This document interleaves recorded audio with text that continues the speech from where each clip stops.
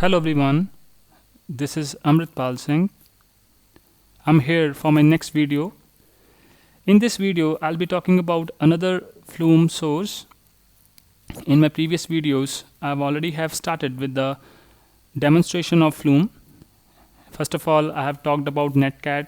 In my next video, I've talked about EXEC source.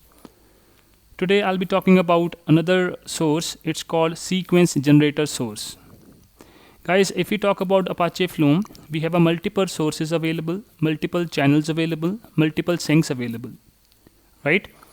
So today I'll be talking about one of the source, which is sequence generator, how we can able to get the data ingested into a SDFS using Apache Flume. So today we'll be using the source as sequence generator and my sink will be SDFS.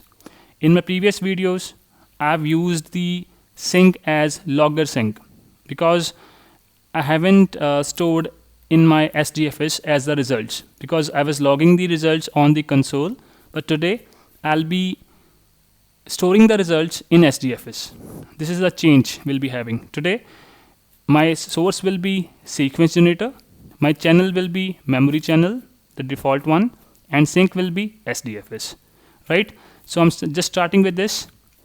I've already have created a file which is configuration file, which you all must be aware of this now, because I've already told you that in my previous videos of Apache Flume that if we talk about Apache Flume, all the configuration has to be done in the CONF file, which is configuration file, which I already have created. I'm just showing you in front of you.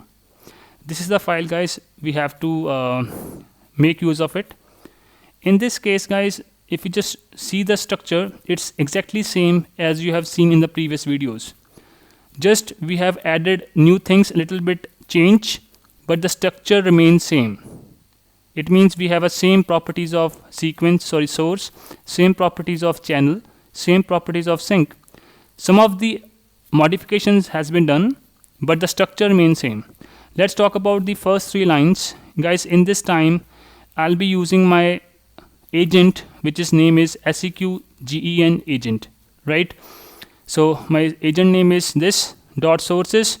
My source is this time around sequence generator, which is abbreviated as SEQ source. Then we have sequence gen agent, another agent I'm specifying. Now with the agent I'm specifying channels. The channel is mem channel, guys. For the first three lines we have to use plural. It's not singular. That's why we have a S at last. Okay, so last we have a sinks. This time around we have a SDFS. So my source is sequence generator, my channel is memory channel, and my sink is SDFS. Then let's discuss about the source. The source type is SEQ. So the short form is SEQ, means sequence. Afterwards, here we have specifying the property of sink. Last time around we were using the sink as logger sink, but this time around I'm using SDFS as my sink. So I'll be dumping the data to the SDFS. So my sink type is SDFS. My path means where the data will be stored. So this is my directory where my data will be stored. Okay, so it will be available under first dir. First of all, I have to create this directory inside my home of my Hadoop.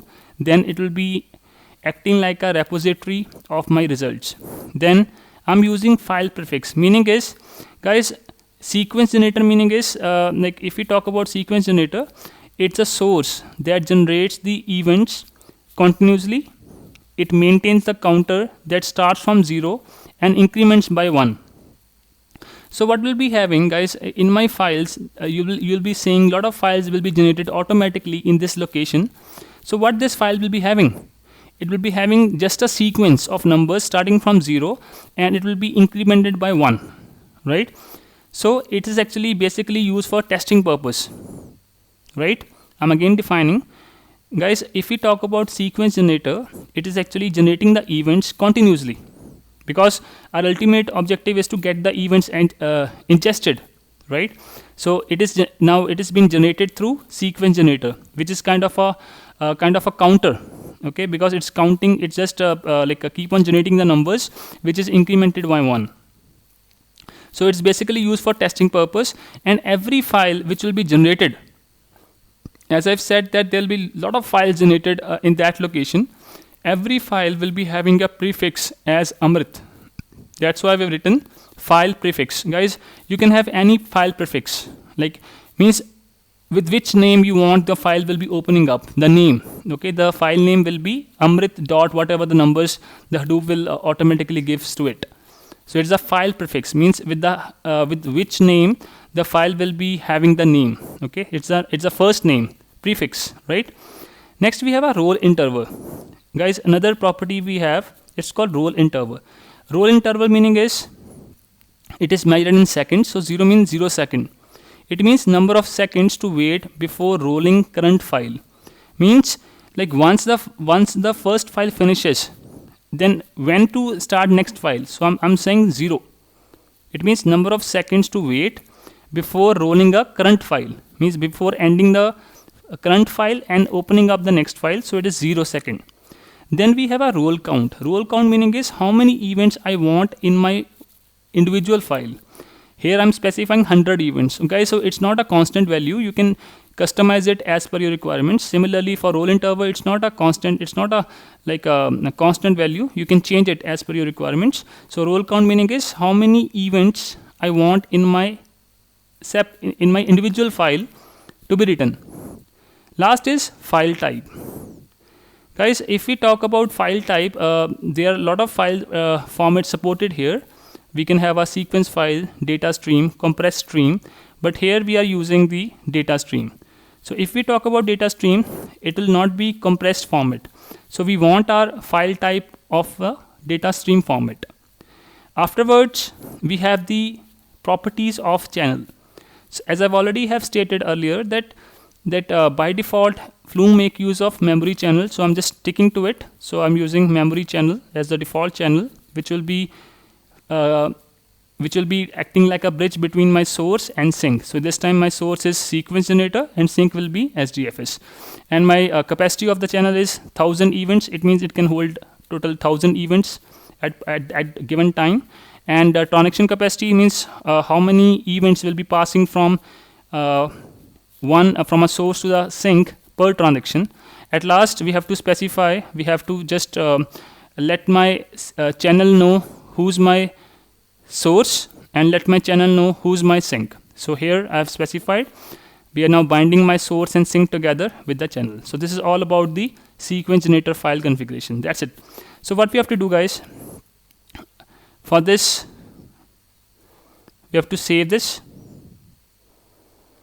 We have to save here. So my file name is my directory name is first dir. So I'm saving here. Okay, I'm closing the file. Now first of all we have to create a first directory, or this one, first dir, in my Hadoop home. Okay, my Hadoop daemon's already been started, so I have to create my first dir. I don't know if it's already created or not. I'll get a message if it's already created. Okay, it's not already created, so it's got created now. So it means now this is the location where my file will be generated when I run this configuration file. Okay, the sequence generator. Let's run the file, guys, and just see the results. So my file name is seqgen. Let's run it.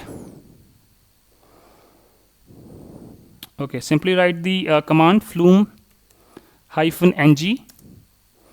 Then we have to specify agent. Agent is seq gen agent. We have to specify here -n also. Name of the agent, seq gen agent, space -f, and the file location, it's in my home. It's seqgen.conf. Okay, so my syntax is complete now. Flume -ng is a keyword, space agent. Agent is a like a kind of a keyword. Space -n means name of the agent. It's seqgen agent. You can see from a file also. Space -f means file location. My file is seqgen.conf. It's available in my home location, so I'm using relative path. Okay, let's see now if it's working. Press enter. Guys, can you see this, that I'm getting a message creating, so it is going on because it's a sequence generator. If you don't stop it, it keep on populating your that location. So I'm stopping because I don't want to populate my that particular location. You can see that a lot of files got created in no time. You can see. So we have to now check out whether it's available or not. You can see that multiple files got created because this is the functionality of the sequence generator. It's keep on generating the sequence of numbers, which is incremented by 1. Let's check out. Go to your browser and open up your Hadoop Home, SDFS. Go to the browse the file system, and my name. Go to your home location, user Amrit. Inside this, check for my first dir, and my location was, my file was first dir. Okay. So check for first dir. Yeah, it's available. You can see it's available. It's just created today only. Go to this. You can see, guys, lot of files are available, and every file has the prefix Amrit because I've given in my configuration file. Just check out any of the file to see that whether it's having the results or not. Download the file, save, and open here. Guys, can you see this? It's my sequence generator. You can see the events got generated here, right? So in every number, it's just an increment of previous number. So this was the little demonstration that how we can make use of SCQGEN, means sequence generator, to generate the events so that it can be ingested to the SDFS. So we have done the same. We were having source as sequence generator, and through the Apache Flume, we are able to add this or ingest this in my SDFS directory. I hope, guys, you must have understood the concept. So see you next video. Thanks for watching.